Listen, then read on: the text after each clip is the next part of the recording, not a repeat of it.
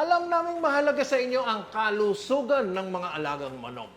Kaya naman, narito ang isang natural na superfood na puno ng sustansya, ang wheat germ. Ang wheat germ ay ang puso ng butil ng trigo. Ito ay pinagmumulan ng maraming nutrients dahil nga sa mataas nitong vitamina at mineral. Unang-una na nga po dyan, mayaman ito sa vitamin E. No? Kaya naman ito ginagamit ng mga nagkukondisyon ng manok kasi nga ang vitamin E pampatikas at pampatapang ng ating mga manok panabong. At mataas din ang content nito ng fiber. Naalala nyo, ang mga manok na kinukondisyon ko minsan namamasa ang ipot.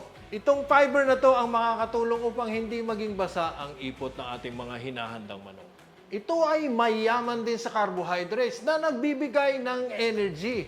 Ito ang pinagkukuhanan ng resistensya ng ating mga manok panabong. Ang wheat germ ay maingat na hinihiwalay mula sa butil ng trigo gamit ang makabagong teknolohiya.